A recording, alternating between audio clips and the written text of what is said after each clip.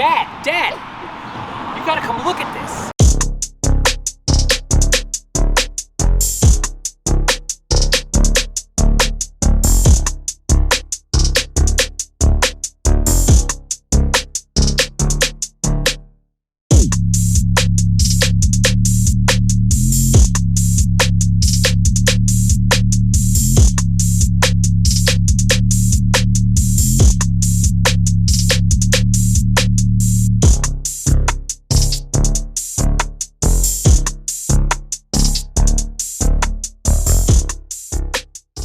These are dumb bubbles. We are sitting here today with the Handsome Homebuyer. This thing might be a knockdown. This is really bad.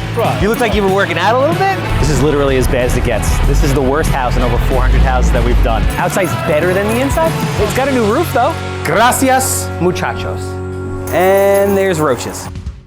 Anxiety hitting the real estate market. According to a new survey from data platform Dynamic, 81% of Americans say budget stagnation indicates home prices. So the world is setting into a mild form of panic.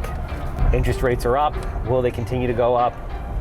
Yes. So, what do you do? What do you do if you're an investor right now, a rental investor, a fix and flip investor, a new construction builder? There's still no supply. There's still a ton of demand. How do you set yourself up so you don't get your metaphoric nuts crushed?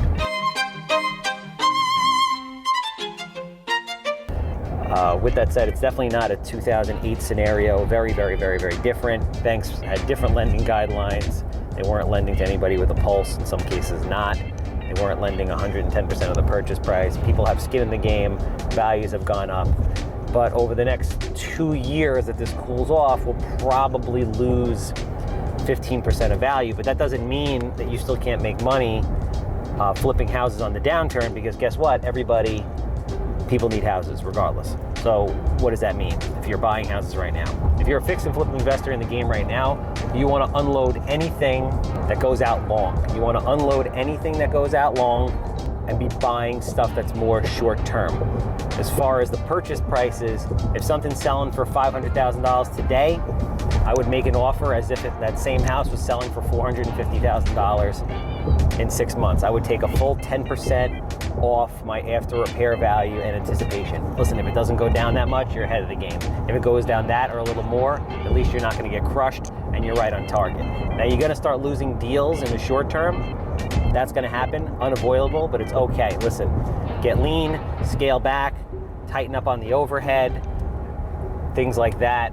Get as lean as possible, because once everything starts to shift, the train keeps moving, you're right back on the path. But for right now, any high-end homes like north of $1 million, I would stay away from. Any long-term projects that aren't an unbelievable deal, I would stay away from. And I wouldn't get super aggressive on numbers at this particular moment. I would get lean, and that's what I would do.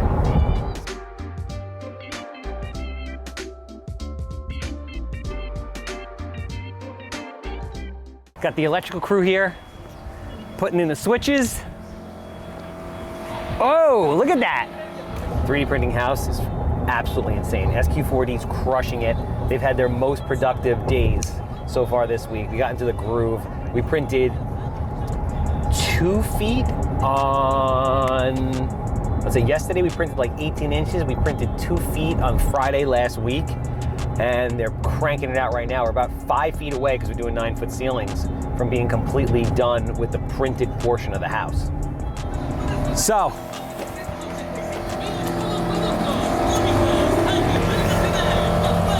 we're almost at head high. This is going to be the most massive ranch ever. We actually lifted it up. We're going to regrade the entire property. So this house is going to end up almost being as tall as that 2-story colonial next door. But it's obviously going to be a 1-story. So here we are, as you can see, this is what 3D printed construction looks like, up close and personal. This is a beautiful bead pattern, some of the nicest I've ever seen any company put out. I would say, dare to say, the nicest. So obviously you could see concrete layers, layer by layer, layer by layer.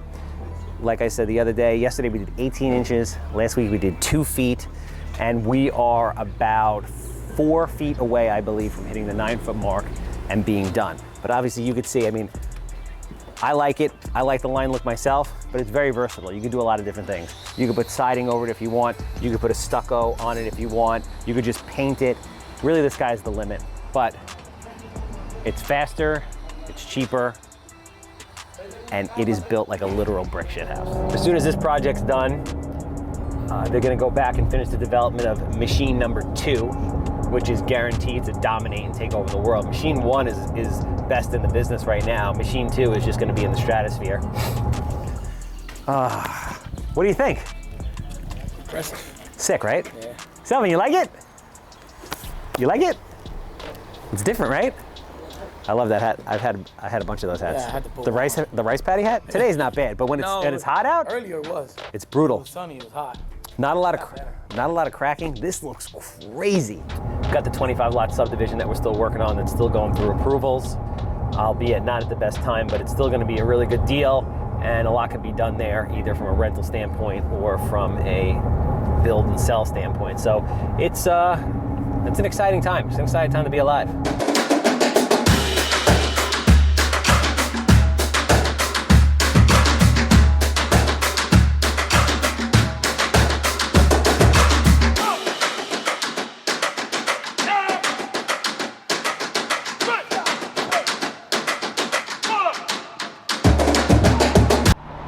Rolling. So the Father's Day video, on the outside, it's like very like funny, tongue-in-cheek, but in actuality, like that'll be on the internet forever. So for my entire life, you know, I'll be able to watch that video and have like a frozen moment in time with my father that was very happy, where we were working together and things were good. So thank you for that. Don't move the box away because it's going to fall. The street's favorite scene was the volcano. Sure. Yep, in the hole. By far.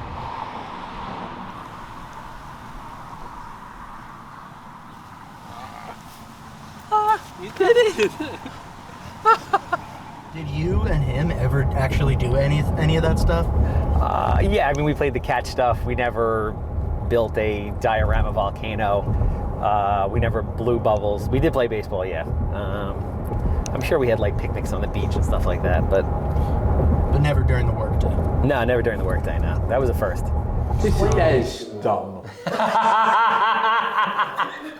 I guess the weirdest part, not for me, because nothing's really ever weird for me, but the weirdest part for probably my father was when you wanted him to talk about doing like the sex conversation. Can you just say like, listen, Charles, when two people love each other, when they're much older, and talk about like the birds and the bees and like using rubbers and stuff? We're not going to talk about sex. You're too old. But your mother has come to the realization. Are we going to talk about this? This is what we're going to talk about? Surprisingly, he had an issue with that. We talk about my mother, who fucking wants a grandkid. You have to have the sex talk. I guess he's worried about his possible political career. My dad is not comfortable with this. This we're not going to do. All right. It's interesting because at 70 years old, like usually people at 70 just don't give a fuck. I like the sex talk thing. I think it's funny. Do you remember the random kid that showed up? I do remember the random kid that showed up, mumbling God knows what, pulled out his own camera, started shooting it. We're gonna end up finding one of those videos as a compilation on TikTok with 13 million views and get no credit for it. Fucking guy.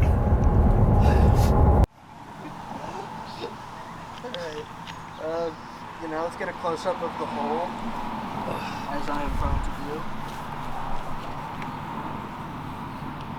Well, I was talking to him. You mind taking like one step out? I've never felt this way.